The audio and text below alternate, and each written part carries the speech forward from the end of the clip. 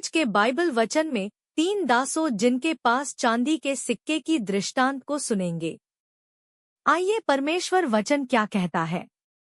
आइए बाइबल के वचन मत्ती 25:14-46 को सुनते हैं। स्वर्ग का राज्य उस व्यक्ति के समान होगा जिसने यात्रा पर जाते हुए अपने दासों को बुलाकर अपनी संपत्ति पर अधिकारी बनाया। उसने एक को चांदी के सिक्कों से भरी 5 थैलियां दी, दूसरे को 2 और तीसरे को 1। वह हर एक को उसकी योग्यता के अनुसार देकर यात्रा पर निकल पड़ा। जिसे चांदी के सिक्कों से भरी 5 थैलियां मिली थी, उसने तुरंत उस पैसे को काम में लगा दिया और 5 थैलियां और कमा ली। ऐसे ही जिसे 2 थैलियां मिली थी, उसने भी 2 और कमा ली। पर जिसे 1 मिली थी, उसने कहीं जाकर धरती में गड्ढा खोदा और अपने स्वामी के धन को गाड़ दिया। बहुत समय बीत जाने के बाद उन दासों का स्वामी लौटा और हर एक से लेखा जोखा लेने लगा। वह व्यक्ति जिसे चांदी के सिक्कों की 5 थैलियां मिली थी, अपने स्वामी के पास गया और चांदी की 5 और थैलियां ले जाकर उससे बोला, स्वामी, तुमने मुझे 5 थैलियां सौंपी थी। चांदी के सिक्कों की ये 5 थैलियां और हैं जो मैंने कमाई हैं।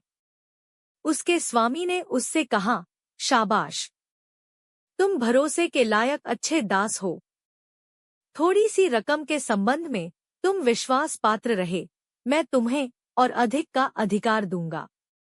भीतर जा और अपने स्वामी की प्रसन्नता में शामिल हो। फिर जिसे चांदी के सिक्कों की 2 थैलियां मिली थी, अपने स्वामी के पास आया और बोला, स्वामी, तूने मुझे चांदी की 2 थैलियां सौंपी थी।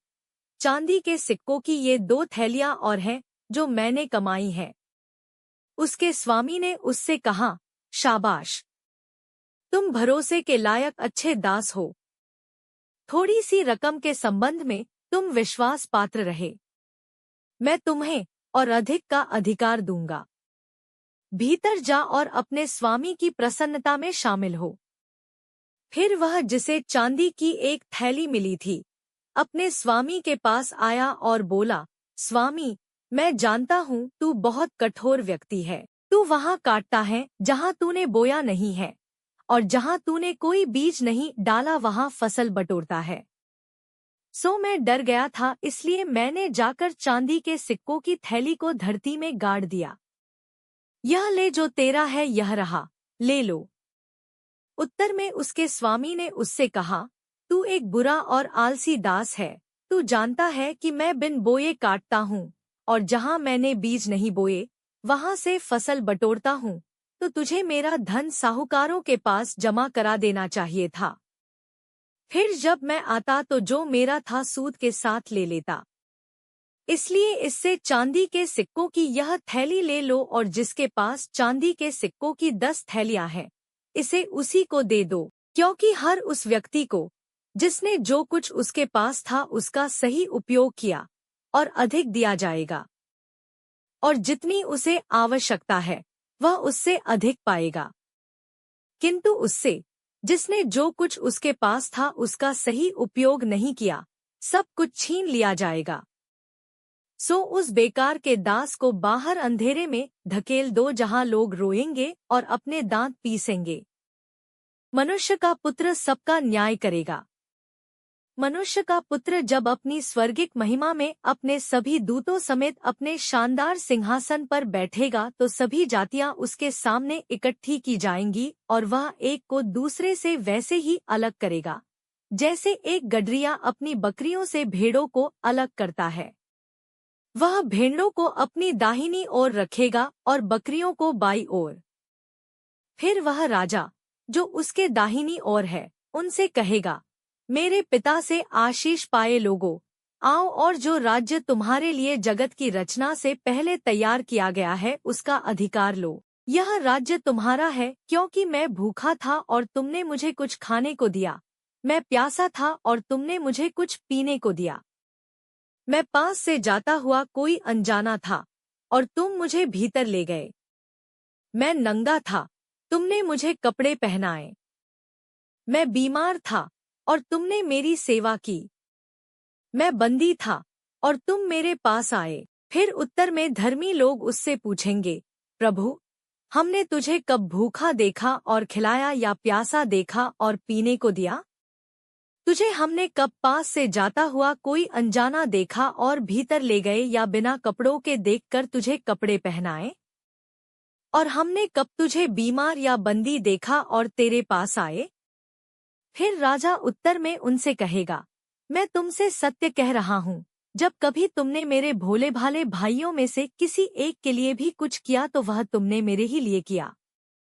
फिर वह राजा अपनी बाई ओर वालों से कहेगा, अरे अभागो, मेरे पास से चले जाओ, और जो आग शैतान और उसके दूतों के लिए तैयार की गई है, उस अनंत आग में जा गिरो। यही तुम्हारा दंड है, क्योंकि मैं भूखा था पर तुमने मुझे खाने को कुछ नहीं दिया, मैं अजनबी था पर तुम मुझे भीतर नहीं ले गए, मैं कपड़ों के बिना नंगा था पर तुमने मुझे कपड़े नहीं पहनाए, मैं बीमार और बंदी था पर तुमने मेरा ध्यान नहीं रखा।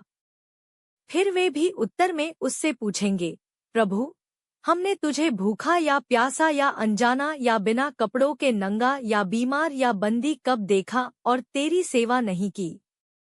फिर वह उत्तर में उनसे कहेगा, मैं तुमसे सच कह रहा हूँ, जब कभी तुमने मेरे इन भोले भाले अनुयायियों में से किसी एक के लिए भी कुछ करने में लापरवाही बरती तो वह तुमने मेरे लिए ही कुछ करने में लापरवाही बरती। फिर ये बुरे लोग अनंत दंड पाएंगे और धर्मी लोग अनंत जीवन में चले जाएंगे।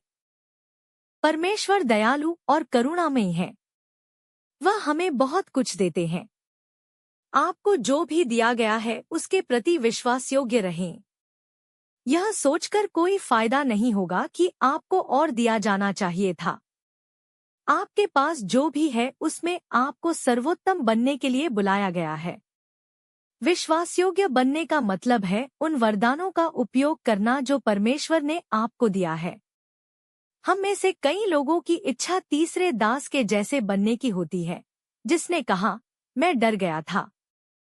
हम अपने वरदानों को छिपाते हैं क्योंकि हम असफलता से डरते हैं, और यह कि दूसरे हमारे बारे में क्या सोचेंगे, या कठिन परिश्रम और जिम्मेदारी लेने से बचने के लिए।